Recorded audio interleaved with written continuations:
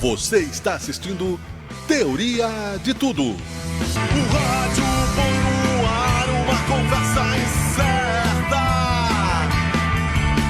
Eu leio pelos muros uma coisa concreta. Do outro lado da rua. Olá, muito boa tarde, boa noite, bom dia. Por toda a plataforma está no ar mais uma edição do Teoria de Tudo. Edição de número 788, ao infinito e além é o nosso lema. Vamos pensando bem para sermos felizes, apesar de que o pensamento humano, anda dissociado do bom senso em muitas coisas. Pensando bem, dá para ser feliz, é o nosso jargão desde sempre, em busca da razão perdida. No guarda-chuva de Sabe Caxias, são 788 edições do Teoria de Tudo.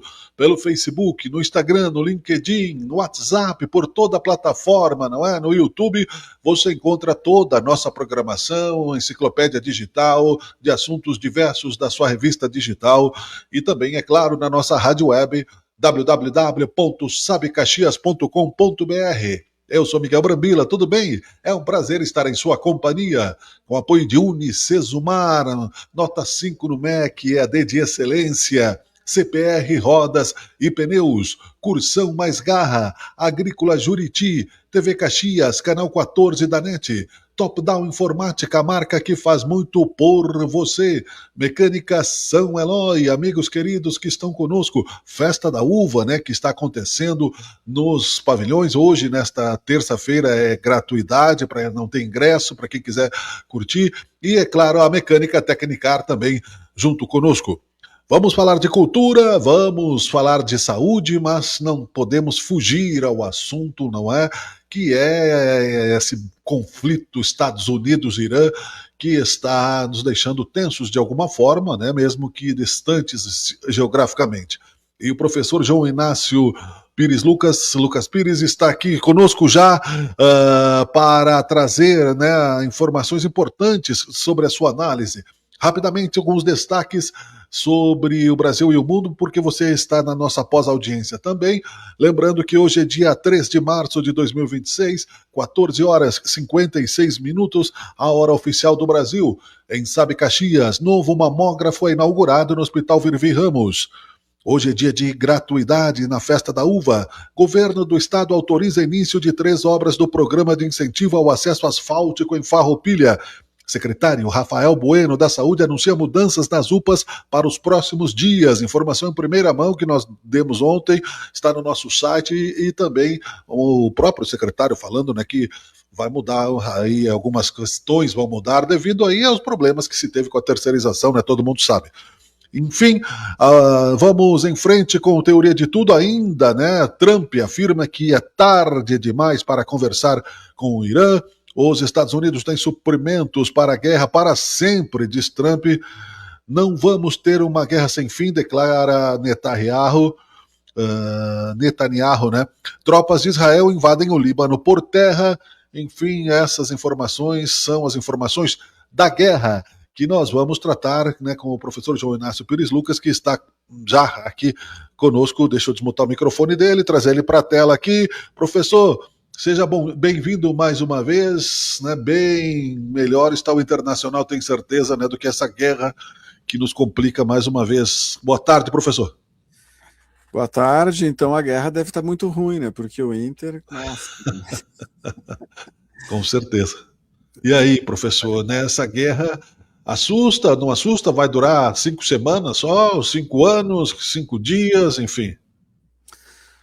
Buenas, olha, é uma informação ainda difícil de ser afirmada.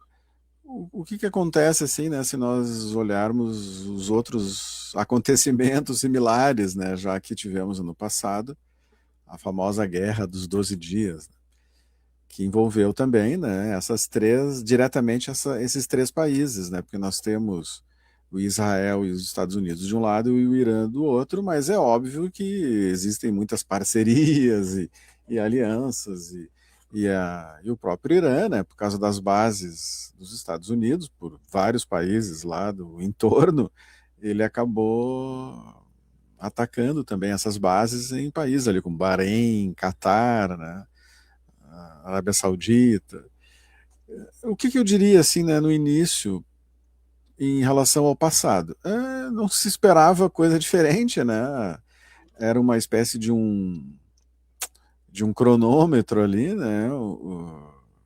Uma regressiva muito rápida em vista do que já aconteceu ano passado, né? Porque ali já havia, com certeza, um estranhamento já que se materializou e que tinha, assim, né, num primeiro momento, né, de maneira mais explícita, né, Israel e o Irã, né, já que o próprio Irã, ali dos países da região, a despeito de ninguém gostar, né, de Israel, é o único que realmente estava enfrentando ali e tentando, de alguma maneira, responder ali a toda a agressão que Israel fazia na faixa de Gaza, né. Aí os Estados Unidos também se meteu, né, com aquelas desculpas de sempre lá, né, esfarrapadas e mentirosas, e que também o Irã e os Estados Unidos também já tem uma relação de atrito assim há muito tempo, lá desde a Revolução Islâmica, né, e desde que aconteceram episódios lá na embaixada e tudo, até teve um filme ali, se não me engano, Argo, que retrata um pouco o desafio que foi retirar pessoas lá na embaixada dos Estados Unidos, mas teve todos uns problemas quando caiu o Shah Reza Pahlavi. O Irã, ele obviamente, né, desde então, né, tem tido uma relação de atrito e faz tempo também que já tem várias sanções, né. Então o Irã é um exemplo de país que ele faz aquilo que no Brasil já aconteceu no passado, que é a famosa substituição das importações, né. Então ele teve que desenvolver uma economia local que desse conta, né, para manter a sociedade, afora as alianças que ele tem daí lá com os outros países da Ásia, né, da África. O Irã também tem boas relações com a Índia, mas é claro que talvez o principal amigo ali dele esteja na sua fronteira, né, que é o caso lá da Rússia, e ele também tem boas relações assim, né, com a China. Então, por esse lado ali, né, e o Irã ele tem se articulado muito naquelas organizações asiáticas como a de cooperação de Xangai e em outros fóruns, o que tem servido, né, para o Irã manter assim, né, o seu desenvolvimento e o Irã tem, mesmo assim, o Irã ele tem algumas relações com países ocidentais, às vezes indiretamente, né, o próprio Brasil. Mas é claro que o Irã é sempre uma pedra no sapato lá em relação a Israel e especialmente lá dos Estados Unidos que quer ter um predomínio, né, na área. E se nós pensarmos, né, com o próprio episódio lá do fechamento do Estreito de Hormuz, Aham. ali passa uma quantidade significativa de petróleo no mundo, já que do outro lado não tem mais muito Golfo ali, né, Sim. perto.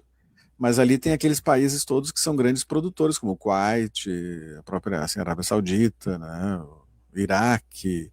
E isso faz então com que aquela região ali ela seja de um interesse especial por causa desses recursos e gás natural também, né? O Japão em relação ao gás natural do Catar. Então ali é uma região muito sensível do ponto de vista até dos deslocamentos, né, marítimos. Uhum. E nesse caso é óbvio que os Estados Unidos não é nenhuma surpresa, isso já vem acontecendo na Venezuela e tudo, ele tem toda uma doutrina que é de ter uma atenção especial com esses recursos, né? Ele gosta de se intrometer no mundo inteiro, mas é óbvio que a atenção especial dos Estados Unidos é essa, a ponto de que ele celebre alianças com ditaduras e monarquias teocráticas, né? Até na própria região existem várias bases dos Estados Unidos que estão sendo bombardeadas por Irã, com países que são monarquias teocráticas, super autoritárias, né, repressivas, sem eleições, sem partidos, né, então porque os Estados Unidos botam a base lá, esses países não têm exército, então é uma certa garantia, né, desses países às bases dos Estados Unidos. Já o próprio Irã, né, que tem eleições, tem disputa política, né, se nós formos ver, assim como tem lá em Israel, né, mas se a gente pega assim o Irã, se fôssemos pensar assim, em termos de democracia, por por mais que a população brasileira desconheça o que seja o Irã e só cheguem notícias ruins, e isso não quer dizer que elas não sejam parcialmente verdadeiras, né, e que não existam movimentações lá no Irã, da oposição, né, e todo um problema lá religioso, mas movimentação por movimentação e mortes de pessoas em movimentações também tem nos Estados Unidos, né, então Sim. pode-se... Não sei qual é que é pior, né? Porque mesmo os Estados Unidos se banca democrático, aquela coisa toda, e Já faz. tem uma ditadura interna. Se a gente fosse pensar nessa nomenclatura, que eu até não simpatizo cientificamente, mas os Estados Unidos também não seria flor que se cheirasse, né? Mas então, por causa desses recursos, pedra no sapato, toda a articulação, né, regional, e tendo Israel como uma ponta. Eu até diria, né, Miguel, assim, que Sim. talvez quem até tenha forçado e feito e empurrando o irmão mais velho foi o caso de Israel, né? Parece que várias evidências mostram que isso que aconteceu no sábado, né, apesar de que foi parecido num período parecido anterior, até por causa de bolsas de valores, né? Se pega o Donald Trump, ele tem um interesse grande nisso. Ele já dobrou a fortuna dele nesse período agora da presidência dele, assim, né? Porque ele também tem toda uma especulação imobiliária, né? Sim. Tem esses interesses, assim, como um player econômico, né? E daí preocupado com bolsa de valores. Mas, digamos assim, ó, quem talvez tenha feito meio a revelia dos Estados Unidos assim, foi Israel, né, que começou ali nessa nova fase agora, no sábado passado, e daí arrastou os Estados Unidos junto, bom, né, os Estados Unidos também para fazer esse tipo de coisa, pensando, né, no que ele pode ganhar no futuro, né, porque ele até mesmo estaria se contradizendo, né, já que o que aconteceu no passado teria colocado em bastante defasagem, né, tanto que terminou a guerra lá dizendo que uma vitória que tinha evitado todas essas possibilidades do Irã, estaria retomando agora com a mesma desculpa, né? Uma coisa assim tão esfarrapada que só nessa nossa comunidade internacional fraca, só porque os Estados Unidos é uma grande potência, que se aceita uma coisa dessas, né? Porque daí ele está usando a mesma desculpa para fazer Israel, né? Tipo assim, o que me parece então que, se nós formos ver assim, de um ponto de vista mais técnico até em relação ao conflito, assim, né, político, eu diria assim que todos os conselheiros, pelo que também as evidências existentes, né, todos os conselheiros militares dos Estados Unidos disseram para ele não embarcar nisso. Sim. Eu ia perguntar, professor, exatamente isso. É uma decisão do Trump isso? Ou alguém está por trás pressionando ele? Aparentemente ele entrou numa fria. Né, pelo que senhor... e também existe alguma ligação em garantir o petróleo da Venezuela primeiro, já considerando a possibilidade do fechamento aí do Estreito de Hormuz? Pois eu diria assim que é claro que existem muitos interesses, como diria o Brizola, né? Sempre. Que, claro, assim, né? O presidente estadunidense tem mostrado, ele assim, é um grande marqueteiro e bravateiro, né? Muita bravata, assim, né? Diz uma coisa numa hora lá e depois vê que é outra, né? Em relação a tudo que faz, né? Ele é claro, acho que o lado positivo, se é que existe, é que ele explicita bem os interesses que são mais econômicos, os interesses do próprio bolso do Donald Trump, enriquecer com tudo isso, do que discutir questões como democracia, direitos humanos, e seja lá o que for, ou atacar países que estivessem colocando em risco isso, porque se a gente pode achar que existem violações assim na Venezuela e no Irã, e provavelmente existam, segundo organismos internacionais, existe nos Estados Unidos, existe no Bahrein, existe no Catar, existe nos Emirados Árabes, e mais uma lista grande, assim, né? Se a gente for ver lá, o Israel foi o país que mais matou jornalistas, assim, num conflito. Então, isso daí já é meio óbvio até. Eu diria que isso daí é repetir o óbvio, né? Eu sou uma pessoa muito ingênua, muito fanática, muito pervertida ideologicamente para não saber disso. Ou Agora, seja, isso quer dizer que estava escrito que isso já ia acontecer de qualquer forma, uma guerra como essa, em algum sim, momento. eu acho que ela é uma extensão, né, do que já aconteceu no passado, e já vemos todo esse problema ali na Palestina, ali, né, na faixa de Gaza, né? E eu diria que é uma daquelas guerras chamadas guerras eternas, né?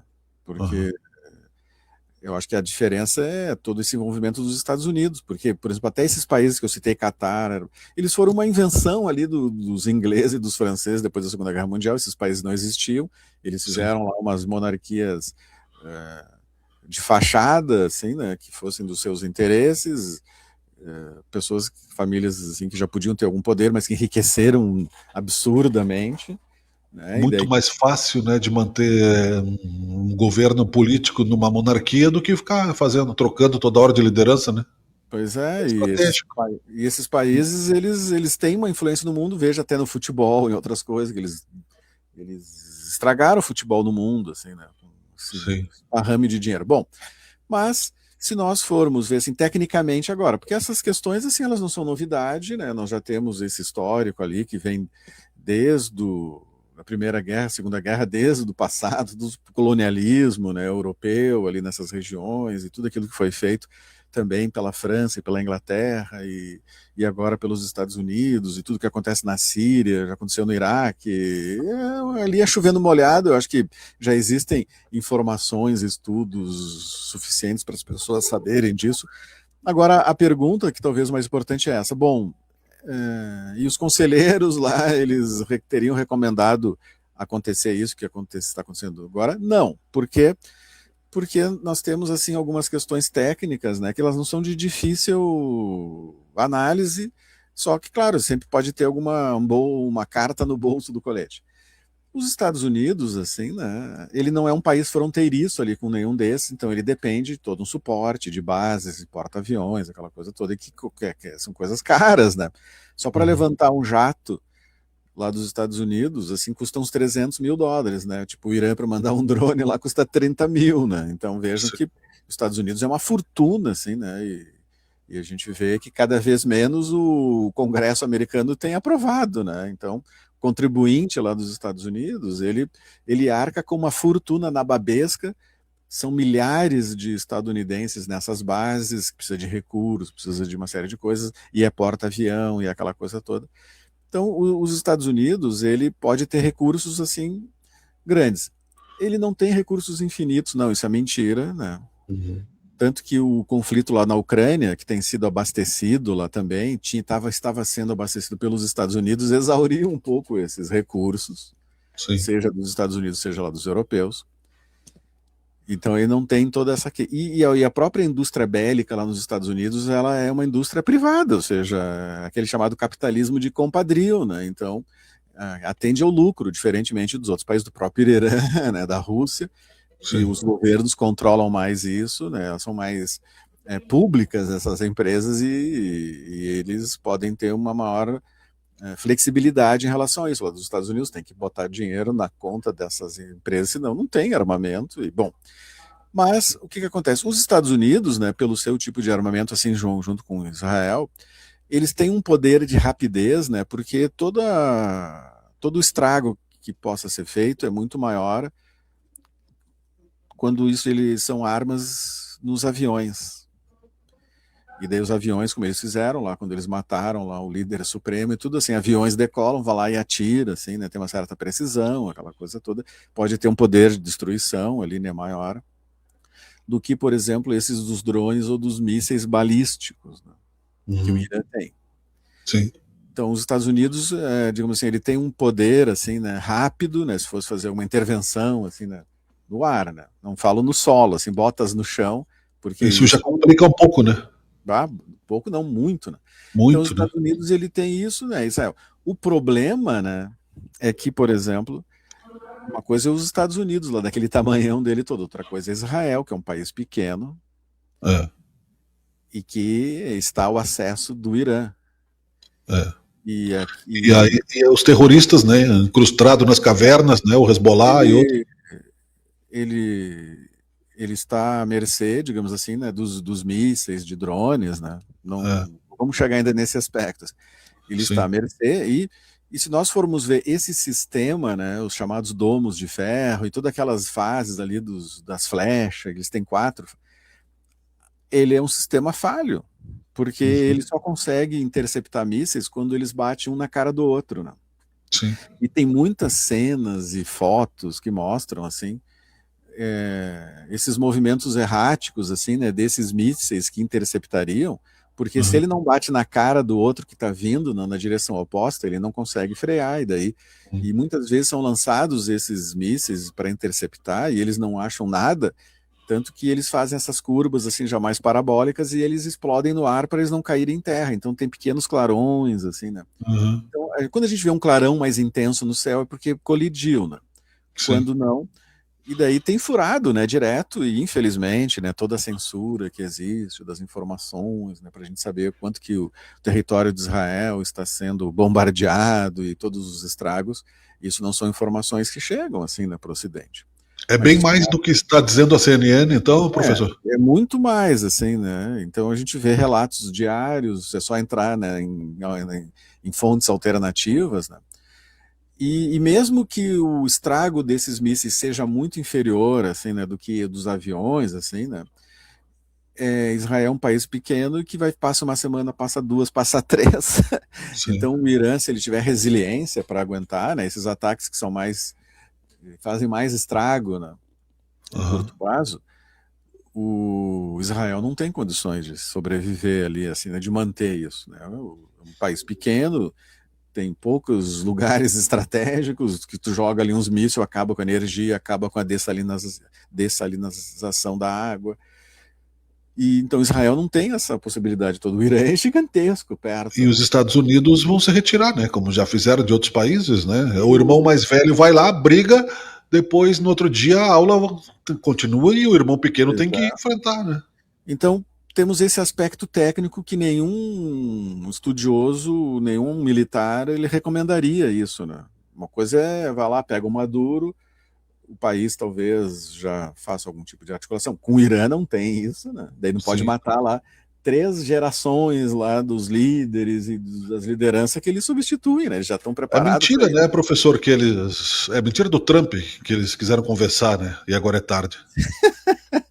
Não, na Venezuela já era uma meia-verdade, eu acho que já Ah, a Venezuela tem uma outra situação, assim, né? No Irã não tem esse papo, né?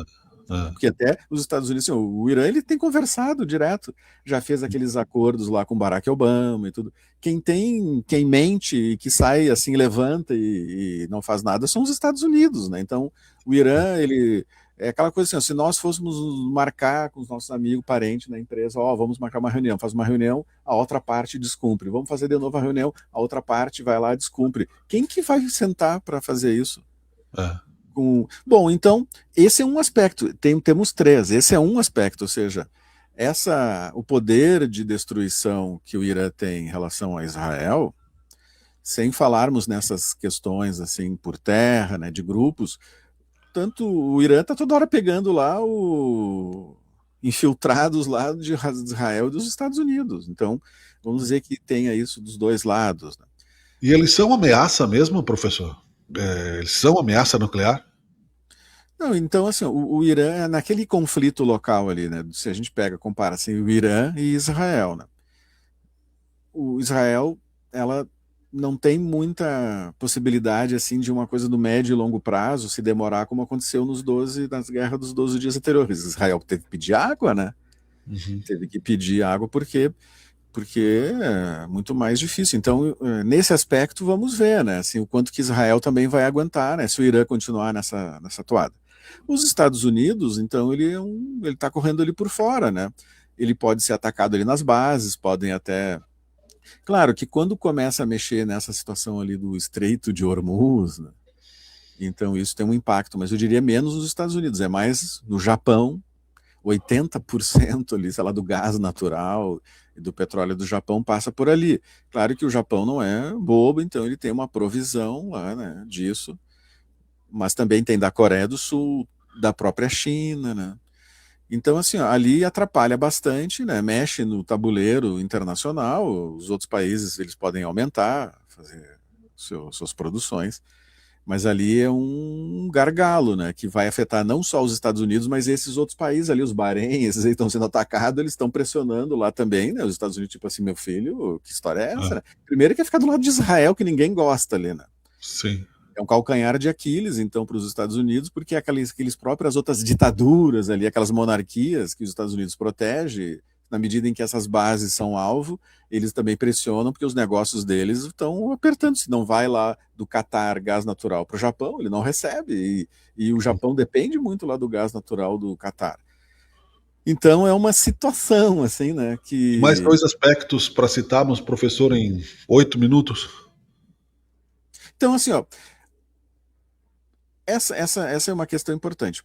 Também, né, se nós formos ver, assim, né, o Irã, ele internamente, assim, né, que via aquelas manifestações, assim, que até também tinha suspeita lá de terem pessoas infiltradas. Assim, ó, a população do Irã, muitos levantamentos, assim, ó, eles não têm, eles podem não gostar lá dos Ayatollah, aquele conservadorismo todo, mas eles não gostam dos Estados Unidos, né? Então, quanto mais os Estados Unidos jogar bomba lá, mais ele joga essa turma lá pro lado dos Ayatollahs, pro lado lá do governo. Então, politicamente, aquela coisa assim, ó, joga umas bombinhas lá, os caras vão fazer uma revolução, vão fazer uma troca de regime, como é que se diz? Isso daí é piada, né? Isso não aconteceu nem na Venezuela, e não vai acontecer do Irã, e não vai acontecer em lugar algum, né? Então, isso, por exemplo, não vai acontecer no Irã. Então, o que vai acontecer? Vai reforçar até, digamos assim, porque se o pessoal vinha se manifestando e tinha alguns problemas, a gente tem visto até filmes, né, que reforçam esse lado, assim, né? Claro que também temos, né, assim, tem o outro lado também que se manifesta e que daí tem muito menos apoio, digamos assim, tem muito menos mídia no Ocidente, mas eu diria assim, ó, é ruim essa situação lá do Irã, não combina muito com o nosso estilo ocidental. Mas essas novas gerações, especialmente, veem seus países lá bombardeados, seus parentes, eles vão ficar do lado de quem?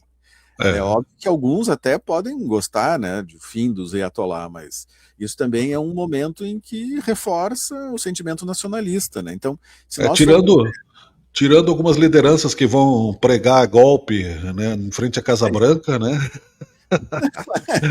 Então, assim, esse é um aspecto que também ele não vai mudar, assim, né? Seria uma grande surpresa, né? Fora, e eu diria assim, aí tem todo esse contexto ali, né? Para além dessa região, lá se a gente pega a Rússia, se a gente pega a China, né? Exato, isso eu ia perguntar, os players, né? São de sempre, né? Eu acho assim, ó, eles têm até acordos militares com o Irã, assim, né? É óbvio que a Rússia ainda está lá envolvida lá com a Ucrânia, né? O Japão tá, a China já é mais, mas isso tudo cai no colo lá da China, né? Porque se nós formos ver todos esses conflitos, os Estados Unidos é cada vez uma potência menos confiável. Então isso vai mostrando, né, para os outros países que é ir para o lado da China. Então, se a China, por exemplo, ela não se envolve muito diretamente, ela condena, né, aproveita a onda e tudo, ela fica ali rindo sozinha, porque cada passo desses que os Estados Unidos faz, ele joga mais gente, países no colo da China. Que vai crescendo comercialmente e vai enriquecendo. Que vai enriquecendo. Então, eu diria assim, ó, nem os conselheiros econômicos, nem os militares teriam dito para os Estados Unidos entrar nesse conflito, porque o Irã, ele é um país que já há décadas se prepara, ele, mesmo que tenha algumas das suas gerações ali, né, assassinadas, ele tem toda uma preparação para resistir sobre isso. E os Estados Unidos é muito forte, né? Então eu diria assim, a tendência é que se fosse uma briga mais vis-a-vis, ganharia fácil. O problema é que não está lá os Estados Unidos, quem está é Israel, que é muito mais frágil. E me parece que os Estados Unidos não vai continuar independentemente da situação de Israel, né? Então, e a China, eu diria assim, é o principal. Vai embora, o vizinho, o brigão fica. E professor, só para citar, antes que o senhor fale da China, considerando esse posicionamento da China, que está se divertindo com isso. Para eles, quanto maior forem as atrapalhadas dos americanos, estão ganhando com isso mesmo, que condenem. A Rússia, o Putin condenou, está envolvido com a Ucrânia, não tem arma para nada, senão já teria destruído lá a Ucrânia. Não vai ter uma guerra mundial, vai ficar nisso aí. O que a gente vê, assim, ó, nós temos 3 níveis, né, desses conflitos, né? Então, assim, ó, esse nível do chão, né, das botas no chão, né, que acontece em vários lugares, assim, então a gente teve na África, tem esse lá na Rússia, Ucrânia, né? Esse é o mais caro, não só em termos de recursos, mas também em termos de vidas humanas e de mídia, né? Então, eu duvido que os Estados Unidos encarem isso. Israel até começou a invadir o Líbano ali por causa dos Hezbollah, e isso é um horror. Eu duvido que os Estados Unidos faça isso, aí ia se meter num Vietnã muito pior até. O Vietnã foi fofinho para os Estados Unidos perto do que seria agora. Então, esse tipo de conflito, ele é um conflito assim, com muito desgaste, aquela coisa toda, e precisa de armamento, né? E bala, é um armamento um pouco diferente, né? Assim, e é bala, e são metralhadoras, e aquelas coisas todas assim. Até faca, punhal. A Rússia se viu um pouco apertada e tem a ajuda da Coreia do Norte, aquelas coisas todas, beleza. Aí nós temos esse, assim, aqui é dessa guerra de média intensidade, que são desses mísseis balísticos, e que a gente vê os aviões ali, né? Eu diria que esses são recursos limitados, né? E já tivemos o conflito ali na Ucrânia, né? E daí já tivemos há um ano atrás. Então, assim, ó, Israel, tudo bem, o Irã vai ficar manda lá uns antigos, uns foguetes antigos, aí o Israel vai gastando os bons. Quando o Israel gastou, aí ele vai mandar os mais perigosos. Sim. E esses recursos são esgotados. E todo o arsenal atômico está quietinho ali, né? Então eu diria assim, ó, o Irã não tem nenhuma evidência de que ele tenha, né? Mas é óbvio que se ele sofrer algum ataque de Israel dos Estados Unidos, aí a China e a Rússia, aí é o cuica ronca, porque tem o Paquistão, né? E o Paquistão, eu diria assim, é pior até se a gente vai ver. O Paquistão, ele é mais radical e mais apoiador do terrorismo do que o Irã. Pois é. O Paquistão ali, ele tem bomba atômica, né? E aí? E daí eu não sei, né? Então, assim, eu duvido que escale para isso. Então, assim, ó, no chão não está se gastando, né? Israel fez ali na faixa de Gaza, aquela coisa no chão não vai se gastar é aqueles ali que eles ficam mandando um no outro, e daí ali é recurso esgotável, né? Então eu penso que se o Irã resistir mais tempo, o pessoal vai pedir pinico ali do lado de Israel e dos Estados Unidos, como se diz, né, popularmente. Sim. Vai pedir água, vai pedir arrego. Pode ser pinico mesmo, né? Tem muita gente que já já tá nessa aí. Professor, muito obrigado pela tua atenção. E se não for pedir muito, a gente volta aí semana que vem a conversar de novo, né? Para ver mais ou menos. Até lá nós podemos. Não, pode até acabar, né? Mas é a guerra do materialismo, né? A gente precisa entender que ali, aliás, citando isso, né, só para concluir, não é uma questão filosófica, o Estado é laico, beleza, mas na história e na filosofia sabe-se muito bem que religião e política, né, andaram juntas muito tempo, tanto, né, que aí no Irã estão considerando crime religioso, né, a morte do Ayatollah, né. Eu diria assim, a religião, a política e a guerra, né, exato. E passa de um para o outro facinho, assim, né, são três primos que estão sempre nas festas, assim, tu encontra, estão sempre juntos, assim. E quando passa para passar de um para outro é muito fácil. É verdade. Obrigado, professora. Um abraço, até a próxima. Valeu. Estamos apresentando Teoria de Tudo. Conversei com o sociólogo, cientista político, professor universitário João Inácio Pires Lucas para tratar aí deste assunto importante, né, que nós estamos vivendo, que é essa insegurança mundial com relação ao ataque, né, dos Estados Unidos ao Irã e tudo isso que a gente está vendo por aí. Teoria de Tudo tem cultura, logo, logo, mas antes disso, né, nós vamos trazer uma entrevista com a diretora executiva do Hospital Virvi Ramos, que apresentou nesta segunda-feira para o público uma nova mamografia, né, um espaço para um equipamento de mamografia com alta tecnologia, enfim, vale a pena, né, nós conferirmos esta entrevista e depois vamos falar de cultura, é o Teoria de Tudo que está no ar, vou trazer a matéria aqui para você, fique ligado, fique ligada.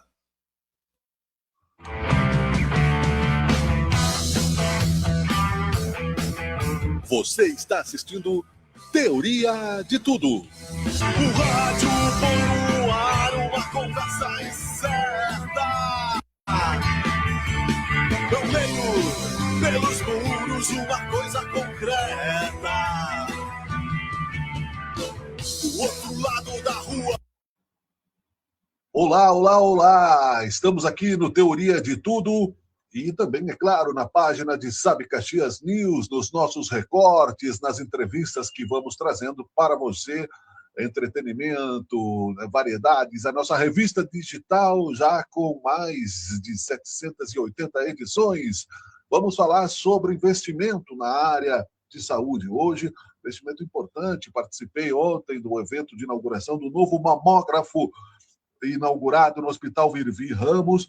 Nós vamos mostrar para você aparelho de última geração, adquirido com recursos de emenda parlamentar da deputada federal Denise Pessoa. E para comentar sobre isso, não é, a diretora executiva Cleciane Doncato está conosco aqui para trazer informações, o que significa, qual é a importância disso. Deixa eu colocar lá na tela aqui, porque nós vamos avançando com qualidade na área da saúde em Caxias do Sul, com investimentos importantes como esse. Vou trazer a Cleciane para a tela aqui para a gente conversar. Cleciane, bom dia, boa tarde, boa noite, tudo bem? Bem-vinda ao Teoria de Tudo. Bom dia a todos os ouvintes. Tudo bem? Tudo bem, prazer conversar contigo e trazer essa notícia boa, né, para Caxias do Sul, enfim, sobre esse novo mamógrafo do hospital. Conta um pouco dessa história, por gentileza. Realmente uma excelente notícia. Nós já tínhamos um mamógrafo que funcionou durante anos, mas não era um mamógrafo digital, e nós tínhamos desativado esse serviço há cerca de 2 anos, em função de ser um aparelho que já estava obsoleto e que o custo de manutenção era muito alto. Em uma conversa com a vereadora Rose Frigeri e com a deputada Denise Pessoa, se identificou e se avaliou a fila do município e a necessidade de haver um investimento num equipamento com mais tecnologia. E aí foi nos disponibilizado o recurso para a aquisição desse mamógrafo, é o mamógrafo da Siemens Digital, que tem uma vantagem muito grande em relação à realização de um exame em relação ao analógico, uma vez que ele traz mais conforto para o paciente, é um exame mais rápido e principalmente mais conforto no sentido de não ter tanta pressão sobre a mama, né? Então, nós estamos muito felizes aqui no Hospital Virvi Ramos, porque estamos dispondo desse equipamento, tanto para atendimento de SUS, que será prioritariamente, mas também para convênios. E ontem, na inauguração, já tivemos a informação de que o município já vai contratualizar um volume significativo de exames por mês para que as filas sejam reduzidas. Agora existe a carreta do Ministério da Saúde aqui, que está realizando mamografia também, mas a gente sabe que a carreta ela fica por um período temporário.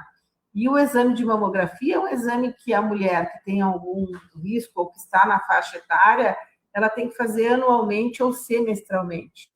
Então, nós estamos muito felizes de poder ofertar isso para a população novamente.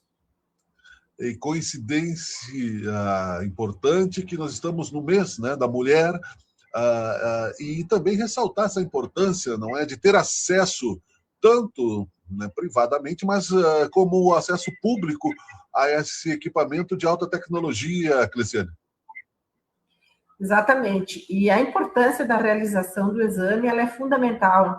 Às vezes a gente conversa com mulheres e elas dizem, eu acho que faz uns 2 anos que eu não faço, né? E essa janela, ela é muito grave, porque 1 ano é o suficiente para que se identifique e se detecte já uma célula maligna, e principalmente se for um tumor muito invasivo, ainda há chance de tratamento. Mas se a pessoa ficar 2, 3 anos sem realizar o exame, aí a tendência é que ela tenha um procedimento mais invasivo, que tenha que fazer outros tipos de tratamento. E a gente sabe que, infelizmente, câncer de mama, ele ainda é uma das patologias oncológicas que leva ao óbito. Mas, se tratado precocemente, ou se identificado precocemente, a gente sabe que se reduz muito o índice de óbito e se consegue uma sobrevida com qualidade, né, inclusive com remissão da doença. Coloquei na tela aqui, né, está a notícia no nosso rádio portal de Sabe Caxias, também é um equipamento que tem um custo bem alto, né, através também do direcionamento do dinheiro público de uma deputada, da deputada Denise, né? Então, foram 900 mil para aquisição de equipamento e nós tivemos um investimento em torno de R$250 mil para a estrutura da área física. que requer toda uma blindagem de paredes em função da emissão de raios, né? Que requer temperatura ambiente adequada, assim como troca de ar. Então, a gente teve um investimento significativo para uma sala relativamente pequena. Mas a gente tem certeza que está oferecendo um equipamento de ponta com alta qualidade e que vai auxiliar muito aí no diagnóstico precoce das doenças oncológicas de mama. O equipamento já está à disposição, já está funcionando? Precisa também profissionais serem treinados? Como funciona, Cleciane?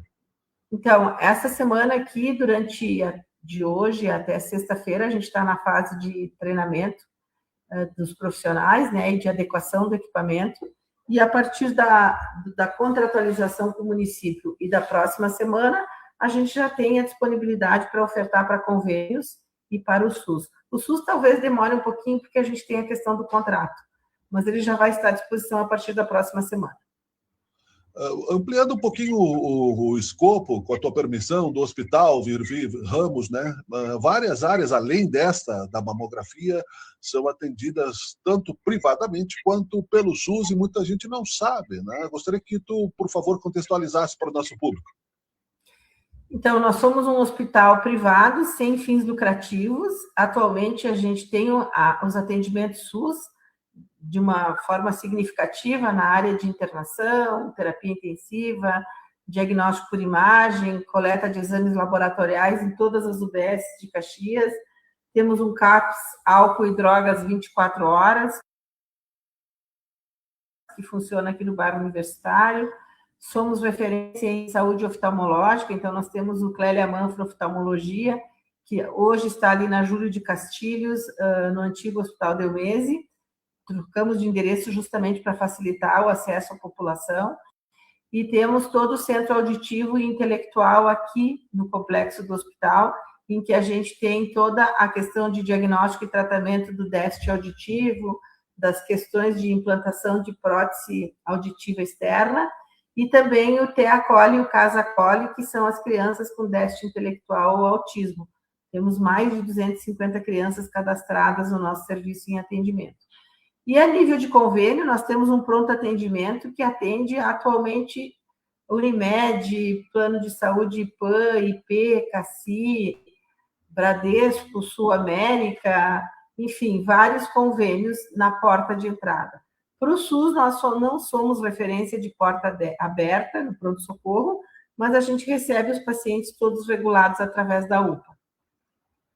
Isso é muito importante contextualizar, e voltando também, né, usando a questão do mamógrafo como referência à questão da prevenção, não é? Como forma ativa de manter a saúde pública em geral, né, como um todo, num nível saudável e aumentar a longevidade das pessoas, não é, Cleciane?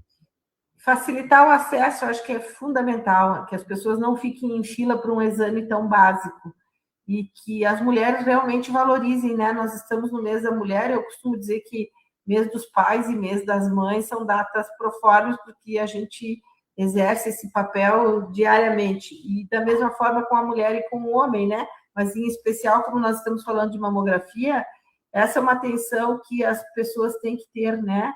De não deixar de fazer seu exame, de não deixar de fazer a revisão, porque às vezes as pessoas podem achar há um ano, só estou há 1 ano e meio sem fazer, mas ele é um diferencial muito grande no momento de um diagnóstico, se detectado precocemente.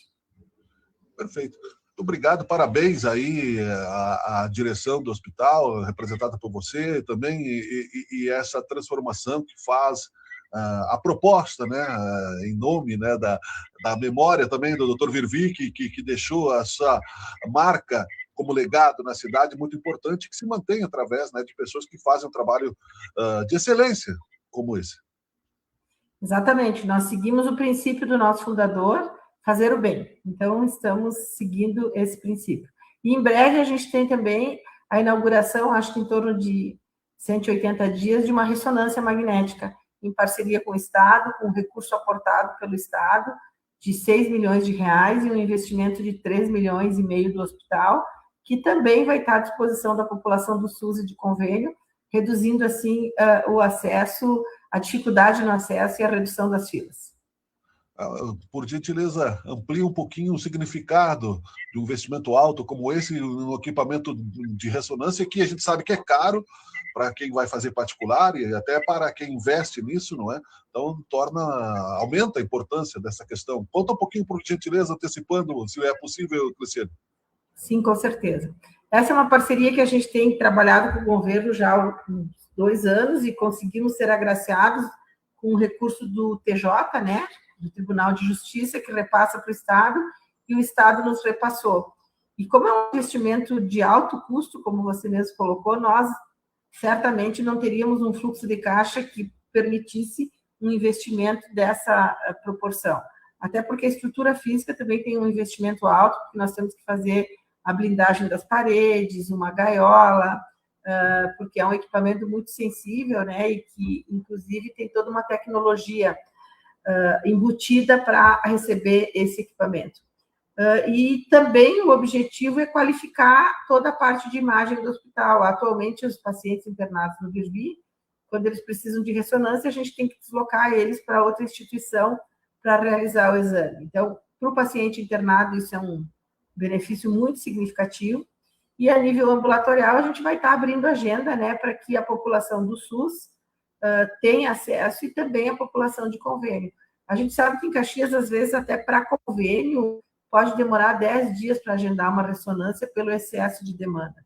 E a gente entende que com um equipamento novo, de ponta, nós estamos, não definimos a marca, estamos definindo nos próximos dias, mas a gente já está buscando um aparelho com inteligência artificial, que aí eu não preciso dizer, né, que ele é muito superior aos aparelhos atuais em termos de tempo, velocidade. Às vezes a ressonância é um exame chato, porque tu pode ficar de 20 a 40 minutos numa mesa, tem a questão da claustrofobia, de ficar no tubo, né? Então, nós já solicitamos um tubo com uma dimensão maior, nós pedimos um tubo de 70 para ter mais altura e distância da cabine, né? Para a pessoa não se sentir num ambiente tão fechado, e a inteligência artificial vai possibilitar que esse exame seja realizado mais rápido. Tudo isso são ganhos diretamente para o paciente, para a população, e para a instituição também, porque à medida que a gente faz um exame mais rápido, a gente consegue ofertar mais exames ao longo de uma hora. E detalhes importantes, né? A claustrofobia que tu citaste, eu nunca fiz esse exame, mas minha esposa já fez, a minha mãe, eu sei que é complicado. Inclusive crianças, né? Tem um caso de marketing em qual nós estudamos, que era feita como se, assim, foi feita a criança que precisava fazer a ressonância, como se ela estivesse entrando numa caverna do Mickey, brincando e tal, para aliviar a tensão, né? Porque também a pessoa, para fazer o exame, precisa estar calma, estar quieta, né? Então tem toda uma estrutura importante por trás disso, né? Exatamente. A gente está fazendo uma ambientação e uma projeção de paredes e tetos com humanização, com acústica, com som, com a cabine com fones de ouvido, né, para que a pessoa realmente possa relaxar e esquecer que ela está dentro de um aparelho, né, e conseguir fazer um exame com mais tranquilidade. Porque é óbvio que a ansiedade, taquicardia, taquipneia durante o exame podem atrapalhar o exame.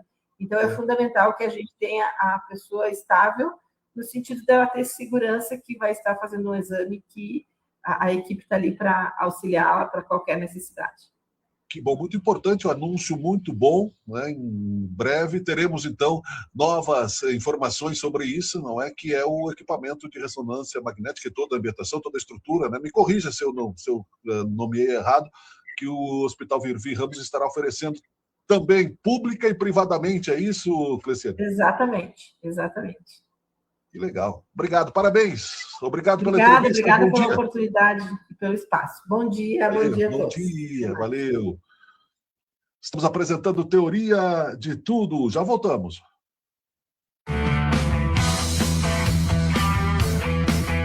Você está assistindo Teoria de Tudo. O rádio põe no ar uma conversa. Tudo bem? Meu nome é Jéssica Lopes Bete, eu sou aluna aqui da Unicesumar do Polo de Caxias do Sul, já estou cursando a minha segunda graduação e posso dizer que estou adorando. Sempre tive muito apoio, o pessoal sempre muito atencioso e é um prazer enorme estar aqui e se sentir que a gente tem tudo o que precisa num só lugar. Então, desde o atendimento quando a gente chega até os professores, sempre muito bem atendida. Obrigada.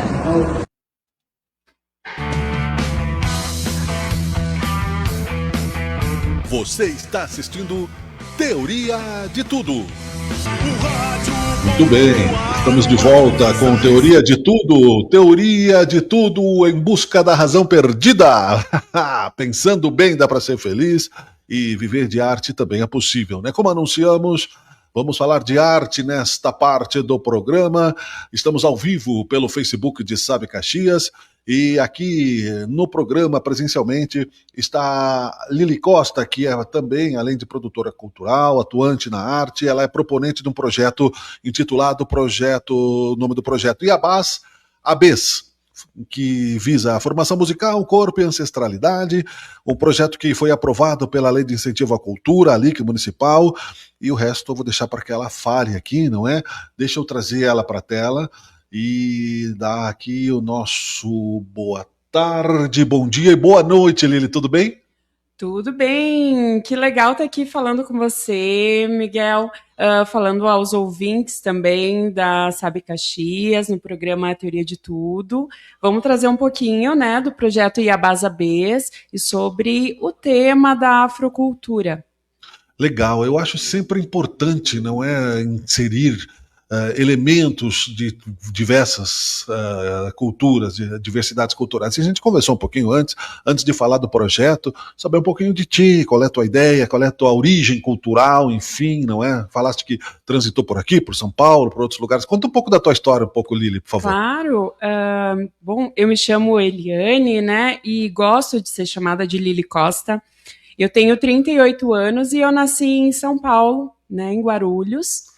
Mas pequena ainda vim para Caxias do Sul, com 7 anos de idade, porque minha mãe é gaúcha, tinha família aqui, então cheguei aqui pequena e me desenvolvi aqui, né? Cresci aqui, fui alfabetizada, estudei aqui e fui uma criança em vulnerabilidade social, minha mãe solo, e frequentei o Centro de Cuidados Nossa Senhora da Paz, né, que era um centro de convivência que enfatizava a cultura e incentivava, né, a cultura, especialmente dentro da música, né. A gente tem uma referência aí que na época dirigia, né, era gestora desse espaço, que era a irmã Paulina, e que é uma mulher negra que é referência na assistência social de Caxias do Sul, apesar de hoje ela não estar em Caxias e estar em Porto Alegre, né? Então foi, assim, uma grande oportunidade que eu tive ainda como criança para ter contato com diversos instrumentos musicais, com diversas experiências, né, dentro da arte. E ali me desenvolvi, né, e até chegar à fase adulta. Com 21 anos, eu decidi ir a São Paulo para conhecer também um pouco dessa minha terra de origem. Legal. E lá eu vivi por 11 anos e consegui ampliar a minha perspectiva com relação à diversidade cultural, né, que é algo São Paulo é exemplo para o Brasil, né? Eu acho dúvida. Que a gente estava falando. Tu é musicista também? Eu não posso me dizer musicista, assim, na verdade, eu não tenho nenhuma formação dentro da arte e da música. Eu sou uma admiradora e experimentadora, né, das artes. Sim. Então, já passei por alguns grupos de cultura popular dentro de Caxias do Sul. Procuro participar de várias oficinas, né, e dentro da minha trajetória de vida, comecei a me entender como uma mulher negra de cor parda, já na fase adulta, né? Depois que eu retornei a Caxias do Sul e comecei a perceber a diferença com relação especialmente às pessoas daqui, né, de origem europeia, né, e com essa ancestralidade, e que acaba tendo muitas vezes ainda reflexo do racismo estrutural. E a partir disso entendi a importância de me afirmar nesse lugar e encontrei através da arte, da cultura, uma maneira de dar voz a esses anseios que existiam dentro de mim. Que legal. E daí, a partir disso, eu comecei a me experimentar, a me colocar nesse lugar, que ainda me coloco com muita humildade, todo respeito às pessoas que têm uma trajetória já consolidada como produtores culturais, Claro. mas também entendo que é um lugar para todos, né? Todo mundo, de alguma maneira, tem o seu conhecimento, a sua trajetória, que traz, sim, estrutura para que a gente possa falar. Então, hoje ainda me coloco como uma aprendiz, né? Acho que espero sempre poder estar aprendendo. Claro. E me estruturando para trazer isso cada vez com mais consistência, certo? Sim. Então, dentro dessa trajetória, no ano Lili, de 2000... deixa eu só acrescentar um elemento, né? Não, a manhã tá ótimo, pode Desculpa, ficar assim se mesmo. eu estiver me estendendo. Não, tá ótimo, o tempo é nosso. E a gente tem, né, aqui o combinado de conversar. Então tá ótimo, né? É que você fale assim mesmo. Eu gostaria de perguntar, acrescentar, dentro deste elemento da negritude, como tu falaste, né? Não sei se é o termo certo, acho que sim, né? Sim. O fato de ser mulher somou-se também a essa necessidade de superação? Foi mais difícil ainda? Ou tu nem chegou a perceber devido ao elemento... Sim, Miguel. Cor. A questão de ser mulher, ela por si só já nos traz desafios que são... É difícil mensurar, assim, né? Porque a gente tem questões muito desafiadoras para vencer com relação ao machismo. Uhum. Então, isso por si só já é uma questão muito... como vou ser redundante, desafiadora. Mas, para além disso, ainda existem as questões de ser mãe, né? Eu não sei se eu citei agora no início, mas eu sou mãe solo de 2 crianças, a Helena, de 10 anos, e a Miriam, de 8 anos. A Miriam, inclusive, é uma criança atípica. Então, existem todos esses desafios. E, para além disso, ainda ser uma mulher negra que Desculpe, ainda... para não perder, conclui o raciocínio, eu quero guardar a expressão atípica, que eu não sei o que é. Sim, ela tem uma questão, uma neurodivergência, né? Entendi. Então, ela tem questões específicas que precisam de adaptação. Ela é uma criança com TDAH e TOD, que faz um atendimento contínuo com o neurologista, faz o uso de medicamentos específicos para ela ter esse controle e conseguir conviver socialmente de uma forma confortável. Que está bem comum hoje em dia, né? A neurodivergência, o TDAH, enfim. Ainda bem que está diagnosticado e tem tratamento, né? Exato. Mas não perca a linha de raciocínio, por favor. Claro. Então, e para além disso, ainda tem toda essa questão de ser uma mulher negra que precisa encontrar o seu lugar, porque isso não está nítido para todos. Eu ainda estou num lugar que é um não lugar. Eu não sou uma mulher branca, mas eu também não sou uma mulher preta. Então, para além de tudo isso, ainda Você tem fala esse... preto ou negra? Eu sempre tenho dúvida. Quando a gente fala sobre negros, nós estamos falando sobre pardos e pretos, né? Existem questões fenotípicas que são diferentes. Então, as pessoas pardas, elas são pessoas que elas têm características da negritude, mas não necessariamente são pessoas de pele retinta, né?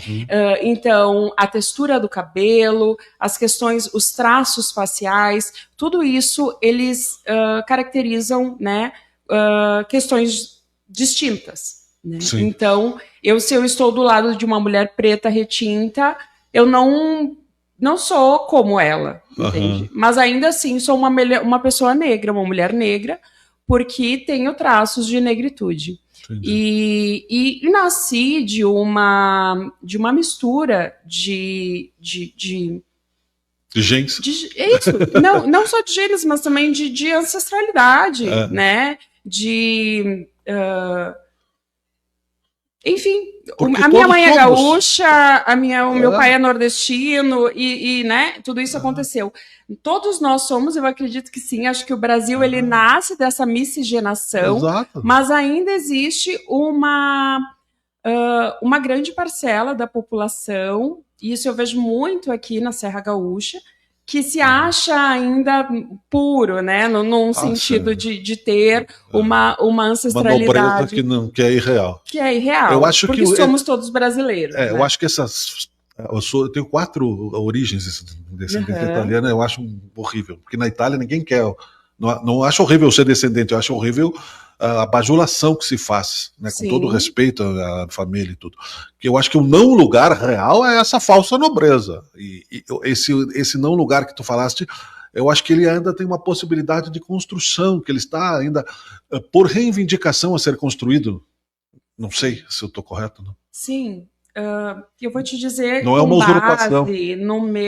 Na minha experiência de vida. Claro. Tá? Ainda em construção, né? Como eu te disse, é um lugar onde eu me entendi ainda adulta, há pouco tempo. Então, eu ainda estou aprendendo, ainda estou estudando e tomando posse deste conteúdo, tá? Então, talvez se tu trouxer uma mulher que já tenha um estudo enfatizado nisso, ela vai poder falar com mais consistência. Mas talvez ainda não assim, tenha a vivência, né?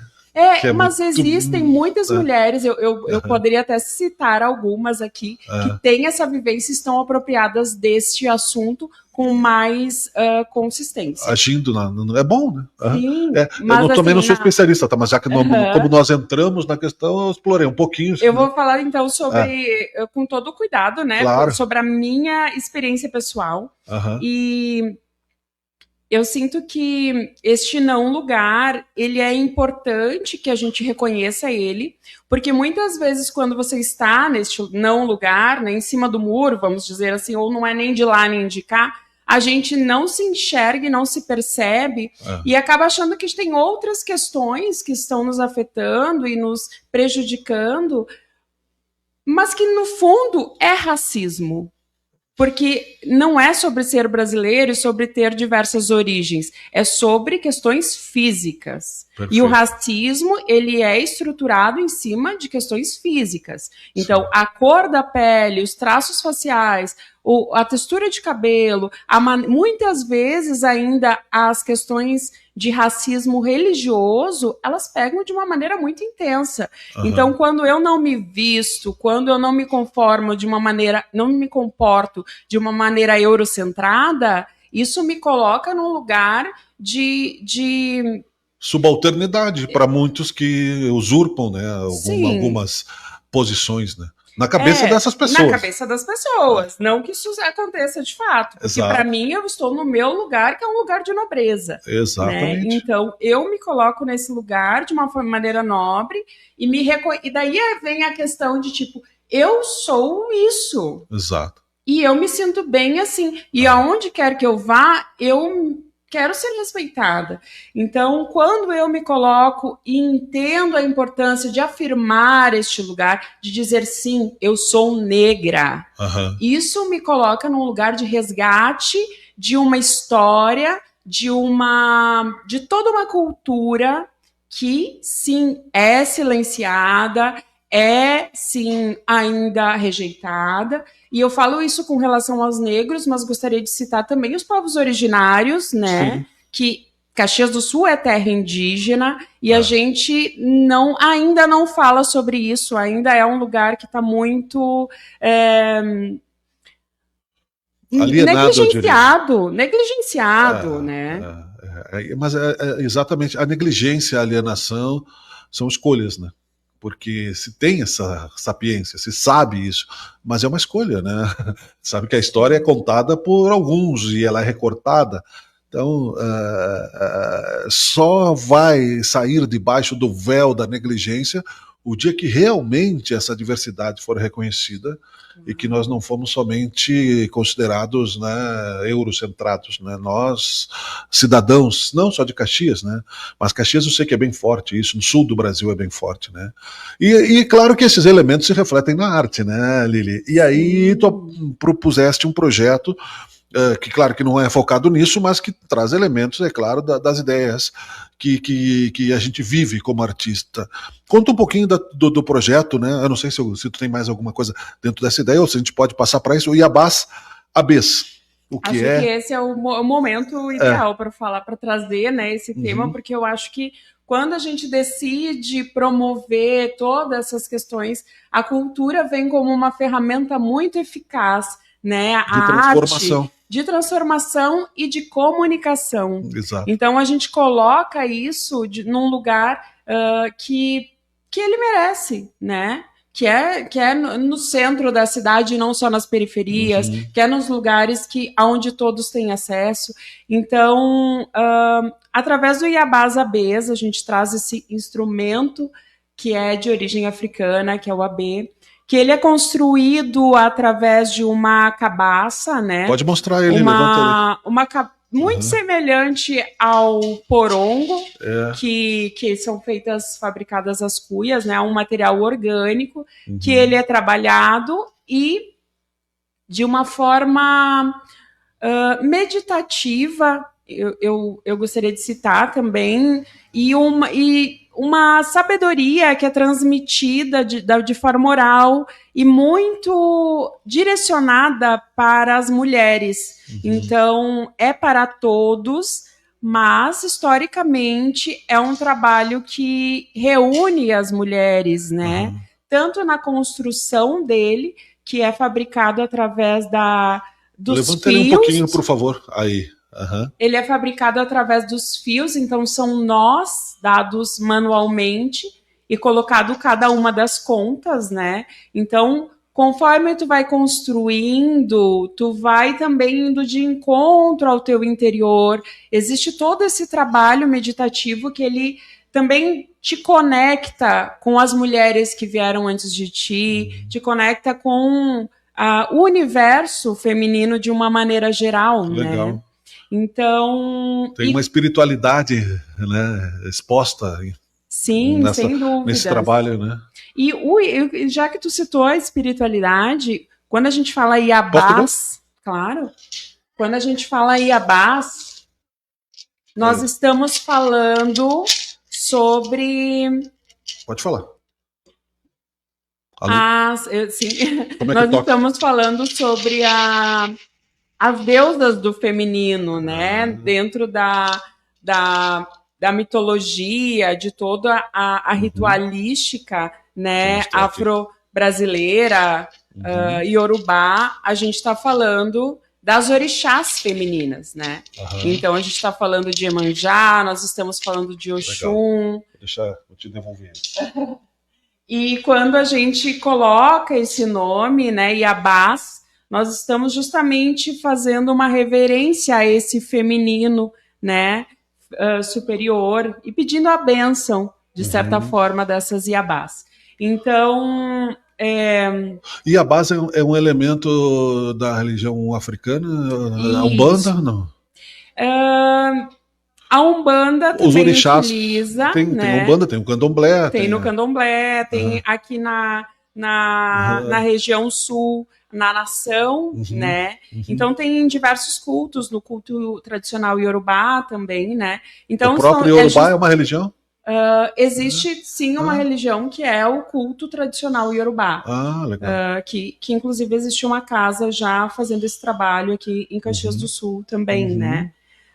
Mas existem várias, se eu for falar sobre, né, as religiões afro, eu nem sei falar sobre todas, então existe uma diversidade enorme de religiões, né, que falam sobre os orixás e que trazem isso, mas tudo isso vem das africanidades, né, dos rituais africanos. Que tem muito de percussão, né? Eu sou percussionista autodidata, sou baterista autodidata, porque trago isso também na ancestralidade, eu acho. tem um nome que é psicometria, que se diz na física quântica, que quando você pega um objeto, você sente, como tu disseste, de forma meditativa, a espiritualidade, as pessoas que colocaram ali um pouco da sua energia, né, e que transformaram isso também num elemento sagrado, num talismã sagrado, num objeto, né, e a música, então, né, eu acho muito legal trazer isso. Né? Miguel, eu acredito que quando a gente começa a tocar o instrumento, a gente inicia um relacionamento com ele. Uhum. Eu sinto com o AB que a gente tem uma conversa. Ao mesmo Sim. tempo que eu movimento ele, ele me movimenta, Exato. ele me conduz. Uhum. Então eu sinto muito isso, assim, que é como se existisse de fato um ser divino aqui que a gente começa esse relacionamento, né? Legal. Então, quando a gente toca o AB, normalmente ele é tocado em grupos, normalmente em grupos femininos. Uhum. A gente balança ele, existem várias maneiras de tocar. Inclui dança? Dança e canta também. Uhum. Então, eu não sou uma especialista do instrumento, né? Durante o projeto a gente vai ter uma especialista que vem nos ensinar sobre o instrumento. Serão oficinas. Mas eu queria demonstrar só um pouquinho de como Legal. é o som dele. Uhum. Porque ele tem um som bem vibrante. E ele é tocado no afoxé, ele é tocado no maracatu, ele esteve presente nas escolas de samba, agora no Rio de Janeiro, com certeza em outras regiões também. Então, ele é um instrumento que tem uma ampla possibilidade de toques e de sons e de ritmos. Legal. Né? E eu posso me direcionar para as oficinas. Por favor, exatamente. Aí, dentro dessa ideia, né, o projeto Iabás ABs traz a formação musical, corpo e ancestralidade. Isso serão aulas do projeto? Serão oficinas? Como é que vai funcionar? Qual é a ideia? Sim, é uma oficina, né? Que ela tá distribuída em 6 aulas. Né?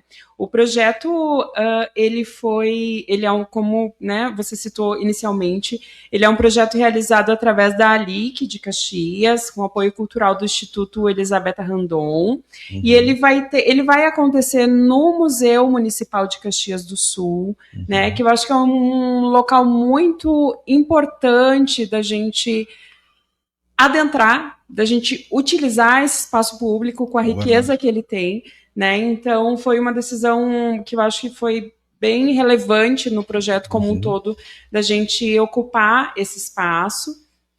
E a facilitadora do projeto é a Mariana Gutierrez, que ela é de Porto Alegre. Ela faz parte do grupo Ibori ABs, que é um coletivo formado por mulheres percussionistas de Porto Alegre. E ela tem mais de 10 anos de vivência com o instrumento, formando grupos, fazendo parte de grupos. Então, é uma pessoa que traz um amplo conhecimento, né, sobre o instrumento e sobre toda essa relação de grupo feminino. Né? Em Caxias do Sul, nós temos várias pessoas que tocam e que tocam muito bem e que têm grupos femininos e que fazem lindos trabalhos. Mas a Mariana, ela vem justamente nos ampliar isso, né? Nos trazer uma vivência para além daquilo que a gente tem e nos agregar. E então inicia o projeto aí no dia 7 de março, próximo sábado, véspera do Dia Internacional da Mulher, né? Como uma possibilidade de trazer essa construção, essa união de mulheres, né? Digo especialmente para mulheres negras, mas para mulheres como um todo que se sintam afins de se interagir, né, com essa cultura. E ela se estende até o dia 11 de abril. Vai ser sempre aos sábados, no Museu Municipal. As oficinas são gratuitas, iniciam às 13 horas. E no meio dessas oficinas, às 15 horas da tarde, sempre, como um intervalo, mas também um momento muito especial de interação, a gente traz 4 mulheres negras da cena cultural de Caxias do Sul, que eu fico muito feliz de falar a respeito dessas mulheres, porque são mulheres queridas para mim, Claro. assim, que eu admiro nas suas trajetórias. Então, a gente traz para cada um desses, dos 4 primeiros finais de semana, uma desses bate-papos, né? A primeira delas vai ser com a Adri Brito, que ela é artesã e empreendedora, né? Depois, eu não sei te dizer a sequência exata, mas depois eu compartilho com vocês o link para vocês acessarem lá no Instagram. Isso, eu estou compartilhando na tela, enquanto você fala, o Instagram, que está aqui também na legenda para o pessoal saber, né? E a base underline SBs, dá para o pessoal enxergar aqui os cards enquanto você fala. Não precisa falar na mesma ordem, porque Claro. né, não vai ter como. A sequência não é importante a informação, né? Então, a Adri Brito, a Jaque Daúde, que ela é líder do Rolê das Pretas, ela trabalha com moda, né, dentro do ateliê Neganagô. Então, uma pessoa que traz uma trajetória de vida muito relevante e também ativista do movimento negro. Nós teremos também a Carla Vanês, que é atriz, dançarina, enfim, a Carla é cheia também de habilidades e arte, né, como um todo, também vem trazer a sua trajetória de vida na cena cultural de Caxias do Sul. E a Maria Lilith, que é bailarina, atriz, educadora social, e uma mulher trans, também uma mulher negra trans, que também vem trazer, né, toda essa questão, né, da adaptação dentro dessas questões, tanto da negritude como, né, da inclusão de pessoas trans, né, na cena cultural. E no dia 11 de abril, então, a gente faz uma apresentação final, né, dessa construção durante todo esse ciclo de oficinas, né, entregando, então, aberto ao público, né, no dia 11 de abril, o grupo se apresenta, então, para o público em geral, né. Legal. Acho que é isso, as inscrições estão abertas, né? São gratuitas, através são gratuitas. Tem um link na bio ali do Iabasa Bs, ou através do negraflor.afrocultura. Ali na bio você acessa o link e preenche o formulário. Nós teremos vagas limitadas, porque a gente vai também oferecer os instrumentos para as oficinas, então a gente precisa se organizar, né, com toda essa logística. É importante que as pessoas se inscrevam ainda essa semana para a gente conseguir até sábado tudo ok, né, para receber todo mundo. Ainda tem algumas vagas e acho que é isso, né? Que bom, ótimo, né? Poderíamos conversar muito mais tempo. Vamos capitularizar aqui esse espaço para que a gente possa fazer pelo menos um pouco, né, de ações, no sentido que vocês estão fazendo também. Quero parabenizar toda essa ação, que, como dissemos, né, são 2 elementos, basicamente 2, né? Tem a questão de gênero, que nós não tínhamos nem conversado antes, né, que tu acrescentaste agora. Nós vivemos um estado de coisas fundamentalistas, né? O feminicídio no Rio Grande do Sul é gravíssimo, né? O Brasil inteiro está envolvido com isso.